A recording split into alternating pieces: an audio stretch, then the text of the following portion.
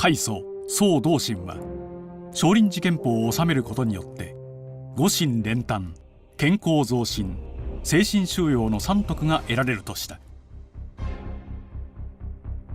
少林寺拳法の技は物理学的、生理学的な自然の原理に基づく技術体系で構成されている。したがって後者に自然の原理が働いた時、主者がこれを利用して技をかければ技は決まる。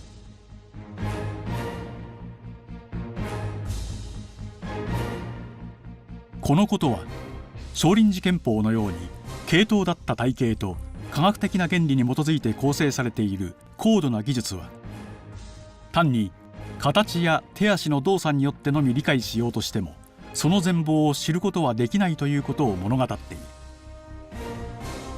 技を構成する原理を学び理解して技を習得すれば上達は一段と早くなるのである。しかし今までの我々は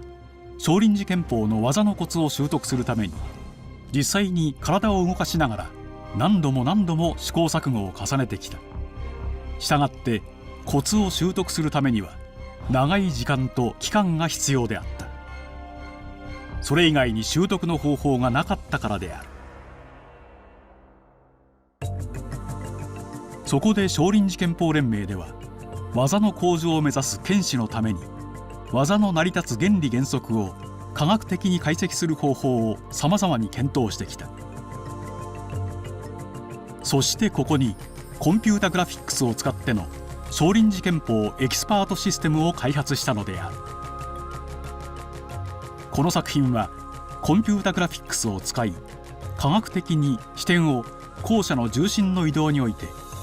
10法の技に関してその原理を解明したものとして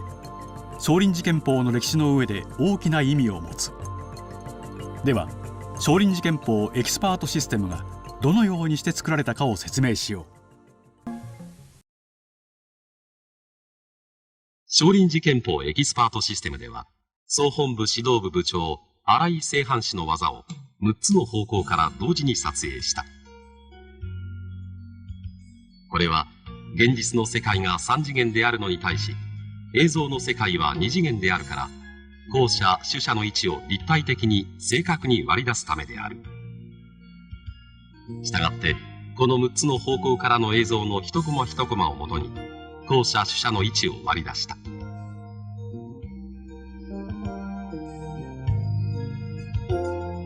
コンピュータグラフィックスのモデルは実際に技を行っている演武者と同じサイズと体重になるようにコンピューターにインプットして作成された。さらに各関節の可動域、すなわち関節の曲がる角度も実際の人間と同じである。したがってこのコンピュータグラフィックスの映像の動きは一般のアニメーションの動きとは全く異なる。アニメーションの目的は実際の動きを前提に誇張や省略を用いて本当らしい動きを作ることにある。一方、少林寺拳法エキスパートシステムのコンピュータグラフィックスは実際の動きをコンピューター内のモデルが再現したシミュレーションなのである。加えてこのコンピュータグラフィックスは実際の動きを解析することによって重心の移動や力の大きさ、方向などが視覚化でき、しかも最も分かりやすい方向から見ることができる。今まで重心や力の方向は目に見えず、技をかけられても一瞬であるからわからない。すなわち意識することができなかった。したがって技のコツは各個人のフィーリングを頼りに習得するほかはなく、絵にも文にもならないと言われてきた。しかし少林寺拳法エキスパートシステムは少林寺拳法を治める者にとって技のコツが力学的な裏打ちをされ視覚化されて示されている。では少林寺拳法の代表的な投げ技の一つである巻きごてをコンピュータグラフィックスによって解析してみよう。物を倒すには重心を支持面から外さなければならない。同じように人間を投げたり倒したりするにも重心を支持面から外さなければならない。この場合重心がどういう軌跡をたどれば技として有効なのか。少林寺拳法エキスパートシステムではまず後者の重心を視覚化した。後者が腕逆取りに来た時、主者が巻きごての技をかけたその間の後者の重心の軌跡を表してみる。きれいに巻きごてで投げられた時、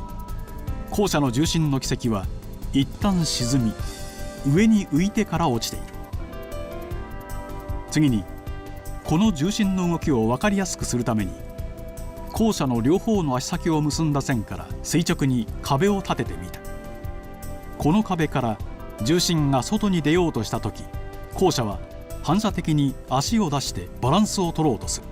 したがって壁は体のバランスを取る限界面である。そこで後者の動きが分かりやすいように主者を消してみる。重心がまだ壁の内側にあるときは軌跡を黄色に、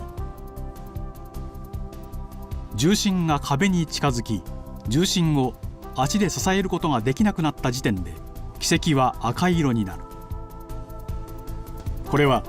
後者の重心が一旦沈み次に上に浮いてから落ちかけた時であることがわかる。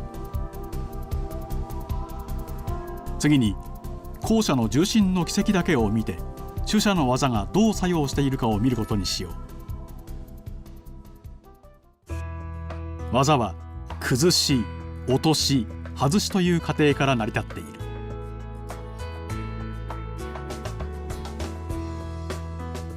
重心の軌跡をたどれば後者の重心が一旦沈んでから上に浮き頂点に達するまでが崩しである。重心が一旦沈むのは後者が攻撃をしようと力を入れて踏ん張るからである。その攻撃の力を逆用されて後者は自分から崩れているのである。この時もし主者が力を入れて崩そうとすれば後者はそれに反応して体勢を安定させようとするであろう。するとこの崩しはうまくできない。崩しができなければこの後の落とし外しも成り立たない。次に頂点から壁を越えるまでが落としである。この場合重心が落ちていく方向に合わせて後者の状態をまっすぐ落とすのがコツである。この時主者のひねりが速すぎたり引っ張りが強すぎたりすると後者はそれに反応して足を出して体勢の安定を図るであろう。後者が重心を支えられなくなった瞬間に主者が初めて後者の手首を決めることによって相手は投げ飛ばされるのである。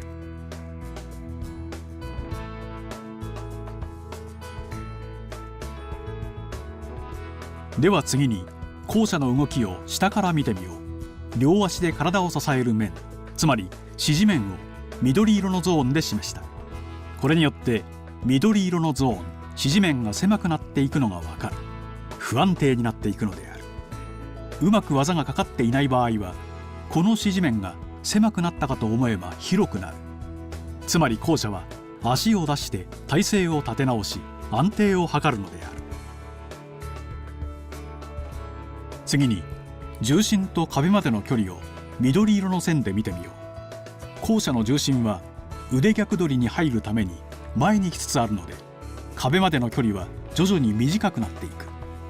さらに後者の重心が上に浮いてから落ちるまで壁までの距離は徐々に短くなっていく。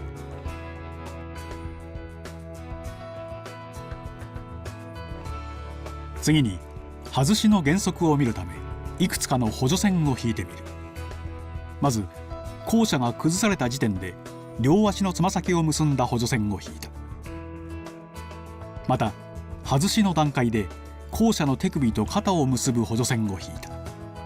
きれいに投げるには外しの段階でこの2つの線が平行になっていなければならないことがわかる。つまり後者は投げられる時ちょうど鉄棒で前回りをするように手首と肩を結んだ線を軸にして回転している。これを主者側から言えばこの2つの補助線が平行になっていなければ投げられないわけである。補助線が平行になった状態の時手首関節を決めれば後者は飛んでいくことになる。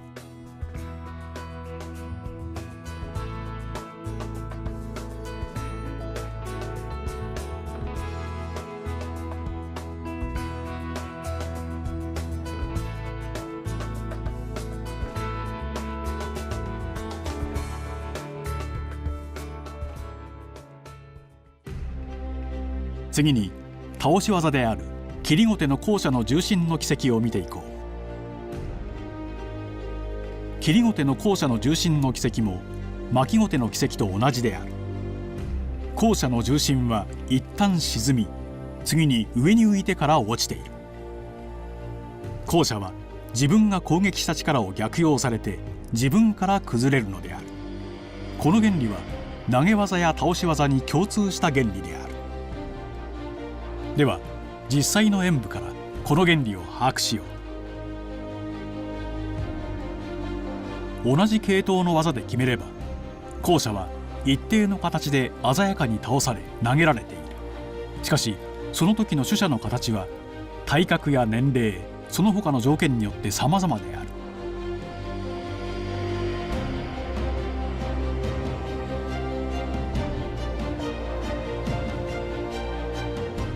我々が先輩方の技を見てそこから技を習おうとする場合、目はどうしても取捨の形に行く傾向がある。しかし取捨の形が様々なのに後者の動きが一様なのは、一定の原理に基づいて後者の重心が移動し、取捨がこれを利用しているからに他ならない。技の習得には結果としての形を真似るのではなく、その形を生じさせた原理を学ばなければならないのである。